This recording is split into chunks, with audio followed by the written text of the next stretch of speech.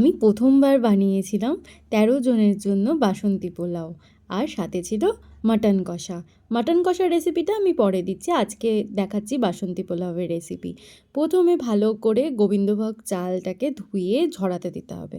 এবার চালটা ভালো করে জল ঝরে গেলে তার মধ্যে হলুদ গুঁড়ো, গরম মশলা, লবণ, ঘি দিয়ে ভালো করে মেখে রেখে দিতে হবে কিছুক্ষণের জন্য। এবার তেল আর ঘি মিলিয়ে সেটার মধ্যে কাজু আর কিশমিশটা ভেজে তুলে নিতে হবে। এবার গোটা গরম মশলা, তেজপাতা, শুকনো লঙ্কা দিয়ে ওই যেই চালটা আমরা মেখে রেখেছিলাম সেই চালটা দিয়ে দিতে হবে। এবার সেটা ভালো করে নাড়াচাড়া করে গরম জল আগে থেকে করে রেখেছিলাম সেটা দিয়ে দিতে হবে। যতটা চাল তার ঠিক ডবল জল থাকবে।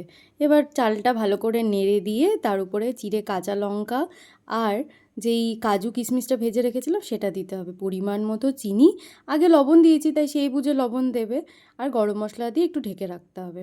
ঢেকে রাখার পরে আলতো হাতে ভালো করে নেড়ে দিয়ে ঘি ওপর দিয়ে দিয়ে সার্ভ করতে হবে। আজকের জন্য টাটা।